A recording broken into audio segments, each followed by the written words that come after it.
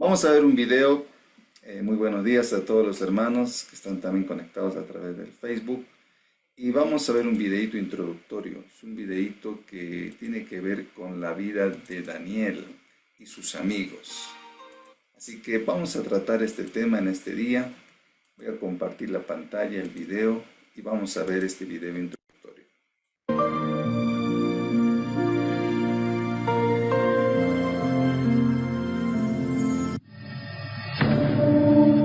El rey Nabucodonosor hizo una estatua de oro que medía 27 metros de altura y 2,5 metros de ancho, y la levantó sobre la llanura de Dura, en la provincia de Babilonia.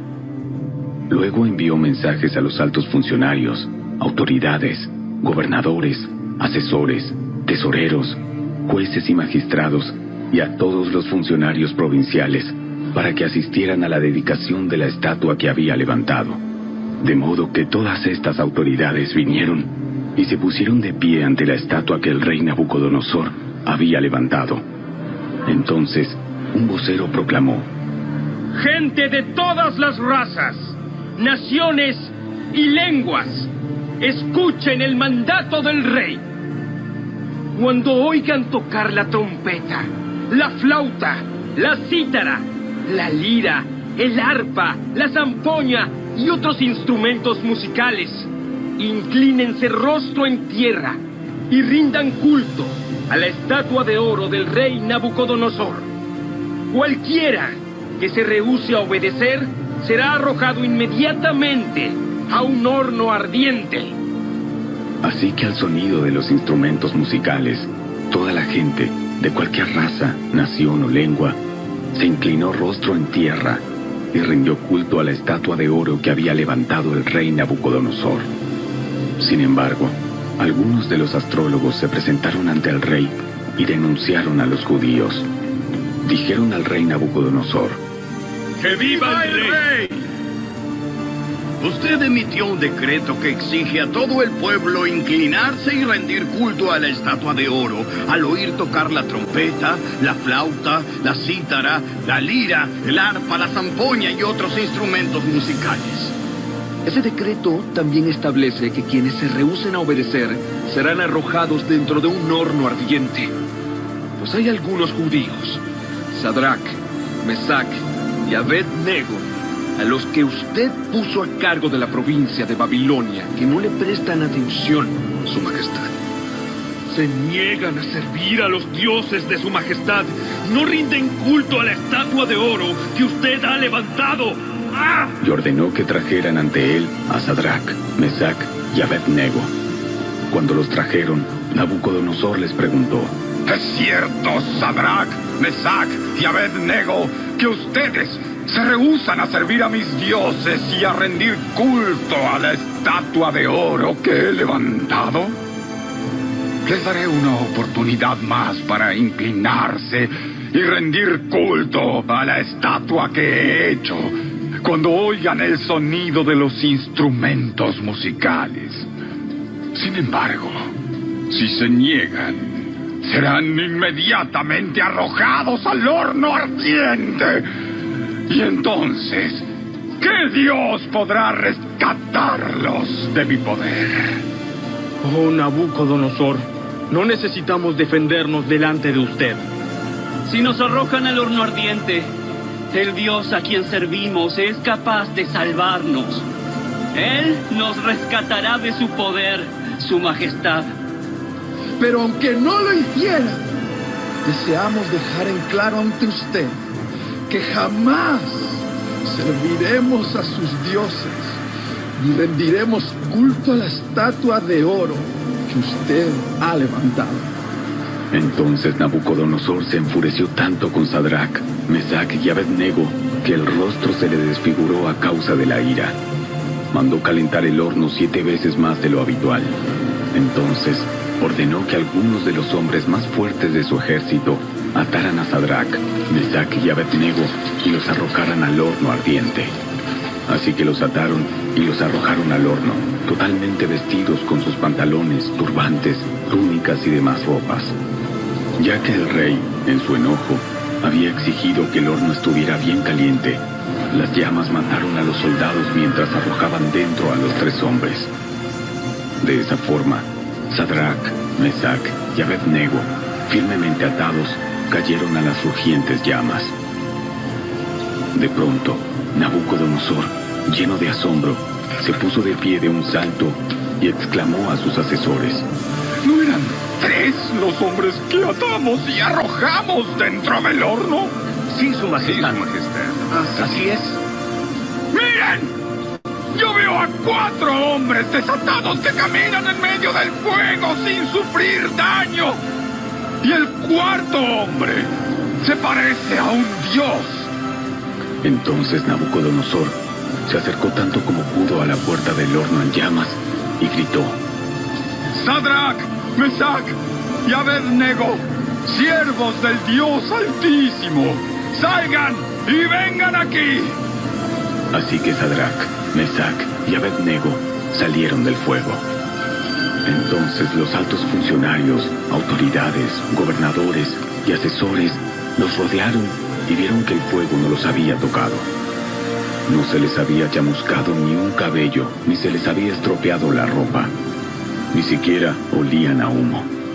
Entonces Nabucodonosor dijo: ¡Alabado sea el Dios de Sadrac, Mesac y Abed-Nego! Envió a su ángel para rescatar a sus siervos que confiaron en él. Desafiaron el mandato del rey y estuvieron dispuestos a morir en lugar de servir o rendir culto a otro Dios que no fuera su propio Dios. Por lo tanto, yo decreto: si alguien, cualquiera sea su raza, nación o lengua, habla en contra del Dios de Sadrac, Mesac y Abed-Nego, será despedazado y su casa será reducida a un montón de escombros. No hay otro Dios que pueda rescatar de esta manera. Y estamos viendo en esta serie de los domingos las mentiras. El domingo pasado vimos la mentira de que estoy solo. Hoy vamos a ver la mentira de que es imposible. Todo es posible para el Señor, así que vamos a estudiar este tema. ¿Cuál es la mentira? ¿Alguna vez se ha encontrado en circunstancias tan difíciles que ha dicho es imposible?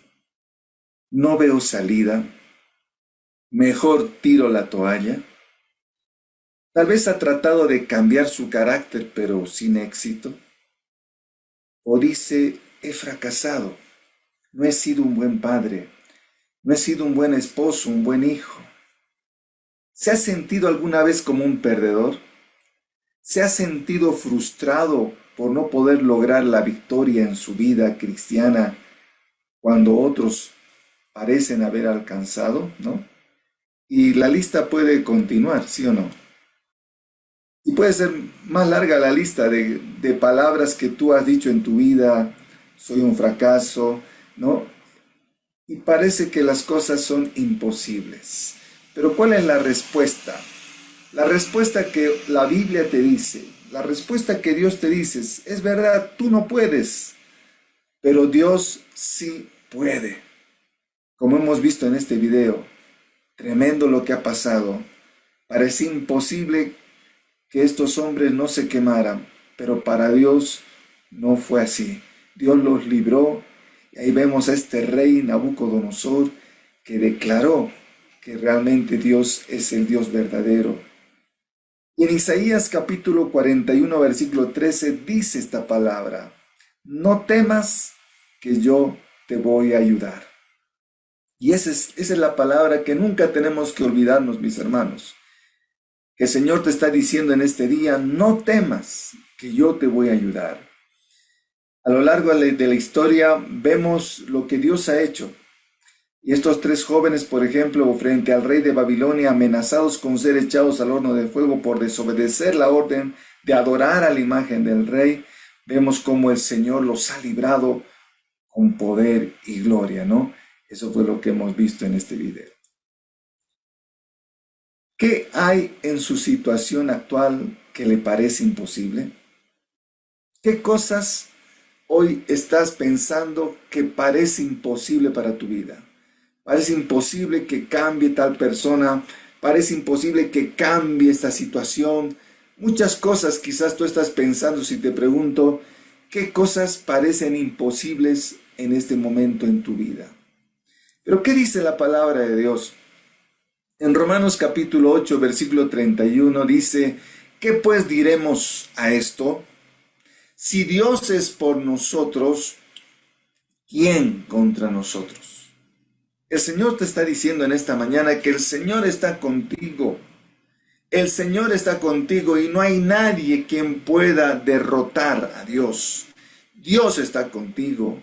En el versículo 37 dice, antes en todas estas cosas somos más que vencedores por medio de aquel que nos amó. Entonces, mis hermanos, eso es lo que dice la palabra. Tú estás en el equipo de los campeones, de los vencedores. Tú eres más que vencedor. ¿Por qué? Porque Dios está contigo, porque Cristo está contigo. Eso es lo que dice la palabra. ¿Qué podría ser más difícil que creer en la promesa hecha a María? ¿Se acuerdan? María, la madre de Jesús, que ella era una virgen, una jovencita, pero Dios hizo lo imposible, ¿no? De crear a ese hijo, a ese niño en su vientre. ¿Cuáles fueron las palabras? Cuando el ángel le habló a María y le dijo que era la mujer elegida, que era una sierva de Dios, que a través de ella iba a venir el Salvador. ¿Qué fue la palabra? ¿Qué hizo María cuando le dijo eso el ángel? Ella creyó lo que le dijo el ángel y dijo estas palabras. Esta fue la frase que dijo María, porque nada hay imposible para Dios. Así que mis hermanos, eso es lo que tienes que tener en tu corazón. Tienes que creer que nada hay imposible para Dios. Si alguien tenía derecho a decir es imposible era María, pero en su lugar fue la respuesta. ¿Qué dijo María también? He aquí, la sierva del Señor dijo, hágase conmigo conforme a tu palabra. Y el ángel se fue de su presencia. Así que vemos en María una sierva de Dios, una mujer ejemplar. Realmente Dios puso sus ojos en esta mujer, en esta muchacha, porque Dios le iba a usar para traer al Salvador a este mundo. Ella dijo, yo soy tu sierva, hágase conmigo conforme a tu palabra. Qué lindo. ¿Cuándo vamos a ver cosas imposibles? ¿Cuándo van a suceder cosas imposibles? Cuando vivamos la palabra, cuando estemos decididos a vivir conforme a su palabra. Hay mucha gente que quiere ver cosas imposibles, pero vive como se le da la gana, vive su religión, busca a Dios a su manera y quiere ver cosas imposibles. No va a ver. No vas a ver cosas imposibles en tu vida porque tú buscas de forma religiosa, porque tú buscas a Dios a tu manera. No vas a ver cosas imposibles. Vas a ver cosas imposibles, increíbles, cuando tú decidas vivir conforme a su palabra. ¿Se entiende? Esa es la clave. Esta mujer, María, dijo eso. Yo lo creo porque yo voy a vivir conforme a tu palabra. ¿Qué tal? Importante eso. Nosotros podemos decir lo mismo hoy cuando enfrentamos situaciones imposibles. Tenemos que decidir, ¿vamos a creer que no hay nada imposible para Dios? ¿O vamos a concentrarnos en el problema, tirar la toalla, perder la esperanza, entregarnos a la depresión o a la derrota? Tú decides. Dios nos ha dado un libre albedrío. Dice Dios, yo he puesto delante de ti la vida y la muerte. Tú decides qué vas a hacer. O eliges la vida o eliges la muerte. Tú decides. Dios nos ha dado un libre albedrío. Tú decides creerle a Dios o te concentras en tu problema, te concentras en tu depresión. No, tú decides. Pero yo te animo que tú decidas creerle al Señor. Así que, ¿cuáles son esas situaciones que estás enfrentando en este momento? A ver, piensa un poquito. ¿Te estás enfocando en el problema o te estás enfocando en el poder de Dios? Así que yo te animo que tú ores por esas situaciones que parecen imposibles, pero declara que para Dios no hay nada imposible. Decláralo. ¿Cuántos están ansiosos? ¿No? Mucha gente hoy en día está ansiosa. ¿Qué tiene que hacer esa persona que está ansiosa, desesperada? ¿Qué dice la palabra cuando tú estás pasando por esos momentos de ansiedad? Primera de Pedro 5, 6 y 7 dice: humillaos pues bajo la poderosa mano de Dios, para que Él os exalte cuando fuere tiempo, echando toda vuestra ansiedad sobre Él, porque Él tiene cuidado de vosotros. Mis hermanos, si lo único que necesitamos es esto, humillarnos, reconocer que sin Dios nada somos. Hoy en día, si hay algo que a Dios no le agrada y te estorba para que tú te acerques a Dios, es el orgullo. Cuando tú dices, yo no necesito de nadie, yo no necesito que nadie me enseñe, yo no necesito una iglesia, yo necesito un pastor, eso es orgullo. No, si tú quieres ver cosas imposibles, tienes que humillarte, reconocer que necesitas de Dios, que necesitas la ayuda de la iglesia, que necesitas la ayuda de la palabra, que necesitas la ayuda de tus hermanos.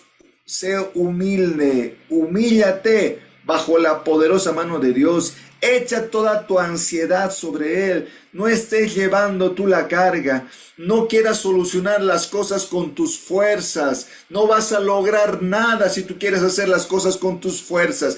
Confía en el Señor. Echa tu ansiedad sobre Él. Confía en Él y Él va a hacer su obra. Tú humíllate delante del Señor. Nada más. ¿Qué ganamos con preocuparnos? En Mateo 6:25 dice: por eso les digo, no se preocupen por su vida, qué comerán, qué beberán, ni por su cuerpo, cómo vestirán. ¿No tiene la vida más valor que la comida y el cuerpo más que la ropa? Es importante el tener el alimento, la ropa, pero más importante es buscar a Dios. Tenemos que trabajar, pero cuando trabajas, ¿en quién confías? ¿En tus fuerzas o confías en Dios? No ganamos nada con preocuparnos. Tenemos que confiar, vivir la palabra. Eso tenemos que hacer. ¿Cuál es la clave para ver lo imposible? Y aquí está en Mateo 6:33. Más bien busquen primeramente el reino de Dios y su justicia, y todas estas cosas les serán añadidas. Mis hermanos, esta es la clave. ¿Quieres ver cosas imposibles? Busca primeramente a Dios. Pon en el lugar a Dios, en el lugar que corresponde. Hay personas que aman a Dios, pero han puesto arriba a sus hijos, han puesto arriba su trabajo. Primero es su familia. Cuando me sobra tiempo, le voy a dar tiempo a Dios. No. Primeramente, busca el reino de Dios. Las demás cosas son importantes. Es importante los hijos, la familia, el trabajo, pero eso es secundario. Si tú quieres ver cosas imposibles, pon a Dios en el primer lugar. Buscar el reino de Dios significa someterse momento tras momento a la autoridad de Cristo, su Rey. Cuando uno dice busco el reino de Dios, estoy buscando que Dios me reine. ¿Qué tal? Si hay algo que hoy en día separa al hombre de Dios, es la la independencia. El hombre dice, yo hago solo, no me quiero someter a nadie. No, si tú quieres buscar el reino de Dios, estás buscando que Dios reine tu vida. ¿Te das cuenta? Eso es buscar el reino de Dios, es ponernos bajo el señorío de Cristo. Es obedecer su palabra. Eso es buscar el reino de Dios. Es vivir bajo el gobierno de nuestro Señor Jesucristo. Así que toma en cuenta esto. En Filipenses capítulo 13 también dice una frase tremenda el apóstol Pablo, una frase que lo dice todo. ¿Y qué dice esta frase en Filipenses 4:13? Muchos lo conocen. Dice, todo lo puedo en Cristo que me fortalece. ¿Qué tal? Una frase tremenda. Si tú lees el contexto de este versículo, este pasaje habla de cómo las iglesias le apoyaban a Pablo económicamente, ¿no? El contexto de este versículo habla de cómo la iglesia de Filipos apoyaba a Pablo, y Pablo cuenta cómo pasó momentos difíciles, tenía por un lado a veces momentos de abundancia, a veces de escasez, pero él seguía adelante predicando la palabra. Y él dijo, todo lo puedo en Cristo que me fortalece. Así que, qué importante es estar en Cristo, unidos a Cristo, no con Cristo, ¿se acuerdan? Hay mucha gente que está con Cristo. Él está aquí, Cristo a su lado, y claro, son amigos. Pero otra cosa es estar en Cristo. Otra cosa es estar unidos a Él. Y cuando estamos en Cristo, ahí sentimos la fortaleza del Señor. Entonces Pablo había aprendido a confiar en Dios por sus necesidades, teniendo poco o teniendo mucho. Pero también se aplica a otras áreas de la vida. Con Cristo, nada es imposible. ¿Cuáles son las variaciones de la frase es imposible que le afectan a usted? Hay gente que le parece imposible perdonar y dice, no puedo perdonar, es imposible que yo perdone. Seguramente con tus fuerzas nunca vas a perdonar a nadie, pero Dios te va a dar fuerzas para perdonar. Aparte, el perdón no es un sentimiento, es una decisión. Así que tú tienes que decidir perdonar y sacarte ese rencor, ese odio. Así que tú puedes, no es imposible no perdonar, ¿no? Hay gente que dice, no puedo cambiar mi carácter, así soy yo. El Señor es el único que puede cambiarnos, pero tenemos que ir mejorando. Tenemos que ir mejorando nuestro carácter, ¿no? No es imposible. Dios quiere cambiar, que mejoremos en nuestro carácter. Hay gente que dice, no puedo tener paciencia. No, el Señor, Él dice que el fruto del Espíritu es gozo, paz, paciencia, benignidad. Y cuando tú le aceptas a Cristo, tú tienes paciencia, solo que no quieres darla. Pero la paciencia está dentro de ti. Cuando has aceptado a Cristo ya tienes paciencia. Hay gente que dice, nunca voy a ser un cristiano victorioso, ¿no? Mentira. El diablo te dice que nunca vas a poder ser un cristiano. Mentira. Tú puedes ser un cristiano victorioso con el Señor. No creo que Dios me perdone. Otra mentira, ¿no? El Señor, si tú, siempre va a estar el Señor dispuesto a esperarte con los brazos abiertos. Así como se acuerdan el hijo pródigo. Ese escenario de la historia del hijo pródigo es justamente cómo es el corazón de nuestro Señor Jesucristo. Por más que a veces nos equivocamos, a veces arruinamos nuestra vida, y si decidimos volver a la casa del Padre, el Señor va a ir a correr, a esperarte, a abrazarte. Ese es el amor del Señor. Él nunca te va a rechazar.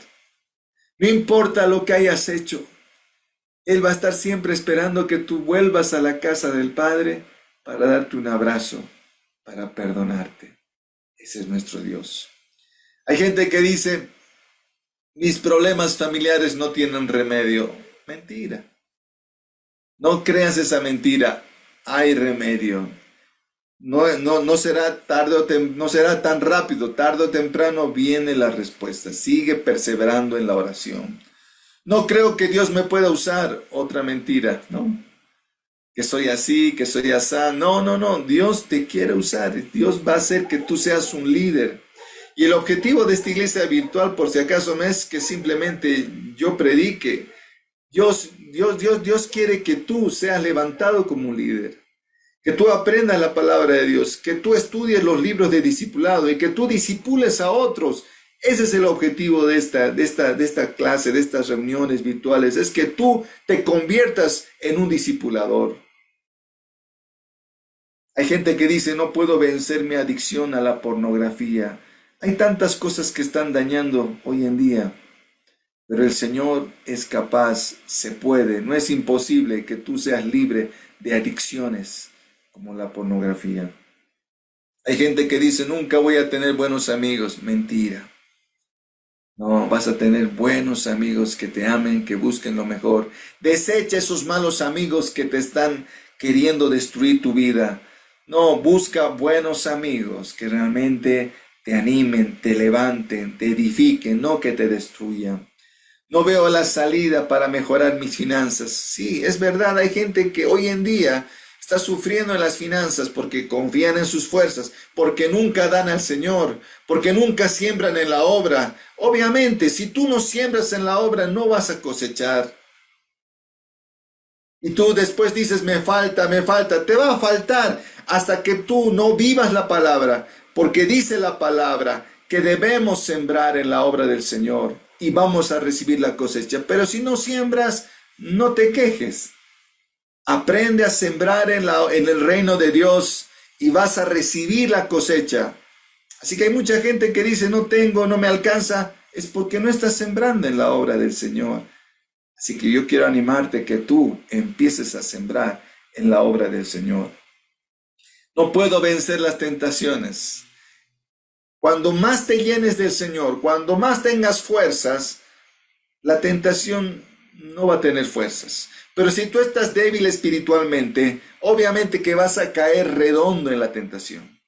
Por eso es importante que tú cada día te llenes, te alimentes, que no estés llenándote de política, de deporte, de la guerra. Hay gente que pura noticias, en vez de llenarse de la palabra, en vez de llenarse de alabanzas. Fortalece tu vida espiritual y vas a ver que no vas a caer en las tentaciones. No puedo salir bien de mis estudios, ¿no? Esto para aquellos que están estudiando. Sí, el Señor quiere que tú seas un gran profesional. Sigue adelante. Me siento un fracasado, ¿no? Otra mentira. No, el Señor tiene un plan precioso para ti. Solo tienes que ponerte en las manos del Señor. En 2 Corintios 12, 9 y 10 dice, pero Él me dijo, te basta con mi gracia, pues mi poder se perfecciona en la debilidad. Por lo tanto, gustosamente haré más bien alarde de mis debilidades para que permanezca sobre mí el poder de Cristo. Porque eso me regocijo en mis debilidades. Por eso me regocijo en mis debilidades, insultos, privaciones, persecuciones y dificultades que sufro por Cristo. Escucha bien esta frase que dice Pablo. Porque cuando soy débil, entonces soy fuerte. Bástate mi gracia. Hermanos, todo lo debemos a Él. Y si tú dices, soy débil, también di, soy fuerte. Puede ser que seas una persona débil, pero al mismo tiempo también eres una persona fuerte en Cristo Jesús. Bástate en la gracia del Señor. Lo único que necesitamos es la gracia del Señor. Y por más que tengamos debilidades, el Señor es nuestra fuerza. El Señor nos va a dar poder. Así que declara, ya no declares que soy débil, declara soy fuerte. ¿No? Si soy débil, entonces soy fuerte. Tu victoria no va a depender de ti. Tu victoria depende de Dios. Al sentirse responsable de vencer problemas por sus propios esfuerzos, se condena al fracaso. No es cuestión de su capacidad para sobreponerse. Así que Dios te dice, bástate mi gracia porque mi poder se perfecciona en la debilidad humana. Pablo permitió que el poder de Dios reposare, ¿no?, sobre él. Vivir en la gracia quiere decir depender de Dios y no de sus esfuerzos propios. ¿Qué tal? Así que vive en la gracia. Ya no vivas en tus fuerzas.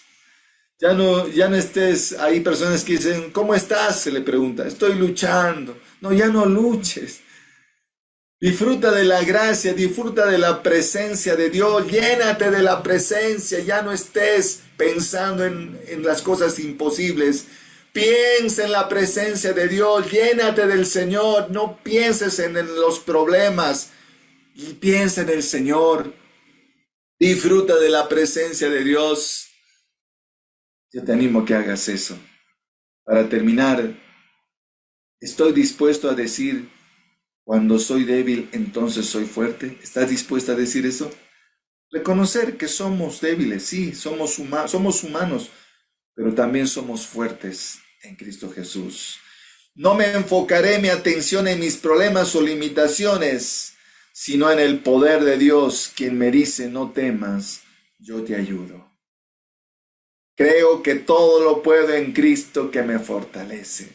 Y estoy dispuesto a entregar mis circunstancias a Dios y decirle, Señor, he aquí estoy, tu siervo, listo para hacer tu voluntad. Confío en ti para las cosas que parecen imposibles en mi vida. Yo no puedo, pero tú puedes. Señor, muchas gracias por esta palabra. Tú conoces, quizás hay muchas cosas que hasta ahora hemos visto imposibles y nos hemos enfocado en el problema. Estamos llorando por el problema, tratando de arreglarlo con nuestras fuerzas. Perdónanos, Señor, por confiar en nuestras fuerzas. Perdónanos por no confiar en ti. Perdónanos por creer que es imposible. En el nombre de Jesús, en este momento declaramos que confiamos en ti y que tú vas a hacer lo imposible, que todo lo podemos en Cristo que nos fortalece y que vamos a ver cosas imposibles hechas posibles por tu poder, porque ya no vamos a estar enfocados en el problema, vamos a enfocarnos en tu presencia. Vamos a enfocarnos en llenarnos más de ti y no enfocarnos en los problemas. En ti confiamos, Señor. En el nombre de Jesús. Amén y amén.